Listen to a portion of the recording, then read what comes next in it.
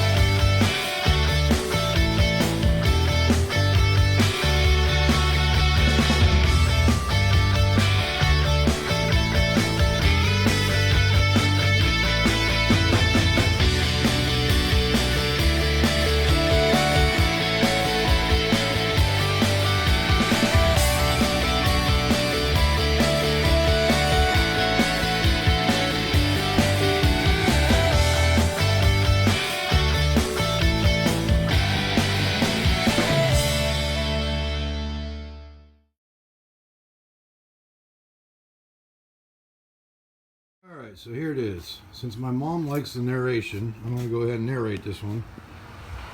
So, just been doing a little bit of, few little things to it today, because today's homecoming, and Jace and his friend said they want to show up in style. I'm not really sure what style this is, but it is cool. It's an American muscle car. Not the cleanest car, but it is cool. I'll give it that much. And I had to add the back seat, so the back seat is now officially installed, so his buddy can ride in there too. You don't get seat belts, but you know, he gets to ride in it. So that's where we're at right now. She's all ready to go, and yep, she is road legal. So there you have it. The Firebird is going to homecoming tonight. Now mind you, I'm driving. He don't have his license yet, but and I don't know if he thinks he's actually ever going to drive this car, but the only thing he'd probably drive it for is to learn how to drive a stick. But that's it. So there you have it. Homecoming bound. This is where I'm at, right where I was at before. And it's like, I'm 6'5", so it's a little tough. You know, the steering wheel there, stock steering wheel, stock shaft, so, or steering shaft, I can't tilt it up or anything. The shifter is right there on my leg.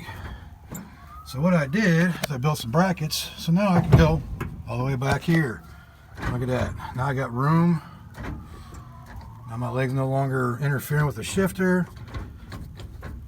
And good to go.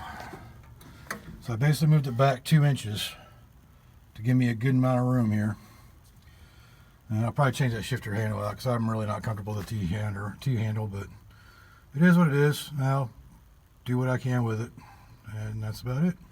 Now I can actually comfortably drive it. Alright, so I was having an issue not being able to get lights in here. But, figured it out. A little switch over here. Look at that. Now I can see my gauges at night. You can see the factory ones don't work because the printed circuit board in the back got destroyed. So I'm just going to get a new Dakota Digital dash eventually. But now I can monitor my engine now, even when I'm driving in the dark. And the problem was this: the dimmer switch was actually turned down. So couldn't figure out where the power was going. Well, there you have it. So now I got lights.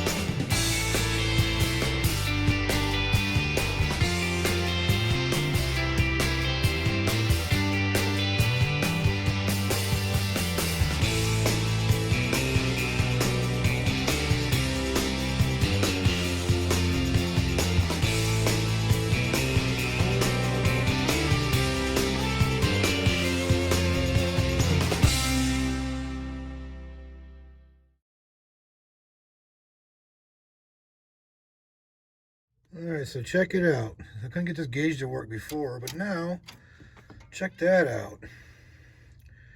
Actually have a working fuel gauge. Now, when I was messing with the tach and it froze up earlier, it was using the same power wire I was using on that.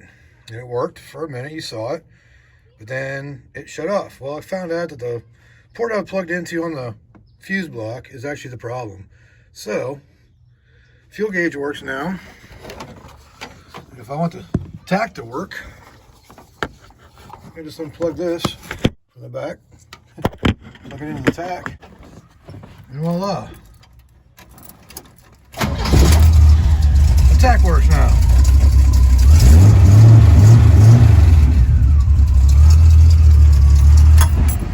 So it basically looks like I'll be rewiring the gauges to work a little better till I can get my new harness from American Auto Wire. So that's what I discovered today. Working tach, working fuel gauge, just not at the same time. Got the new fuel gauge in now. The only bezels they had were chrome, so I painted it. I also painted the rim around the gauge too, because it was chrome. It was cheaper than the black one, so, you know, me being cheap, I just bought the cheaper one. So there's all the rest of the gauges. Got the tach. Maybe I should pull that off and paint it too, but can't beat the price of it. You know, it was free, so got that. And now, as you can see, everything works. Got a fuel gauge. Fire it up. And we have lights too. Everything's lit up now. It's obvious, see it in the dark.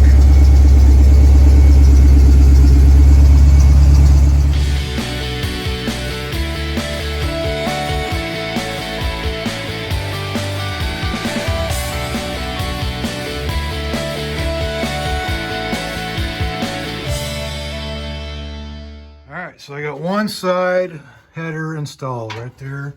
1 5/8" primary, 3-inch outlet, hooker headers, long tubes. And my son here, Smile, he's going to start her up for us so we can hear it rumble with no other exhaust on it. Go for it. Not much, just a little bit.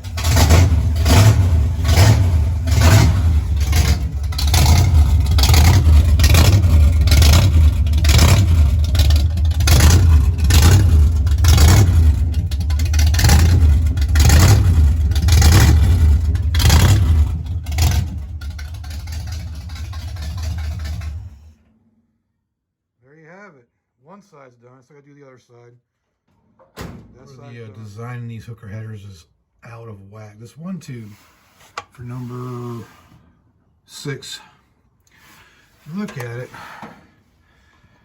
It's got plenty of room to come out a lot further than that. For one, it interferes with where the sensor would be at for the oil pressure switch. And two, you can't get that bolt in. That bolt right there won't go in because the tube is right up against it. If they just extended this tube out, you know, 1/2 inch to 3/4 of an inch, and straighten and broaden it out further, that would fix the problem. We could actually put a bolt in that middle one and, you know, make some clearance for the sensor, even though it's kind of still close, but maybe go out and up a little bit with that, because there's plenty of room here, as you can see. Now, mind you, if you put a heater box on there, but that only brings you up to this area right here. So you can go up a good inch before you have to worry about it hitting anything or clearancing anything. So I have to put a little letter in the hooker and let them know about this for Pontiac 400 or Pontiac motors in general on a 69 Firebird. So any first gen Firebird for these. All right, well, that covered the first half of phase 3 for my 69 Firebird build history. And it's basically covered from, like I said, October when I got registered, but this one ran till January of 2020.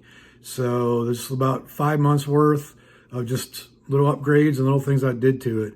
And on this next portion, on the next video, the phase 3.5, you're gonna see the upgrades to the motor and what I did with those. And then it'll take it up pretty much to the present day and all the way up to where I dynoed it and made the decision at that point and needed fuel injection. And that's going to be in the phase 4. So stand by, and for the next videos come out. Hope you enjoyed this one. If you did, go ahead and leave a like down there, subscribe if you want to, and leave me a comment. Let me know I can do better. Appreciate y'all being here, and I'll see you next time.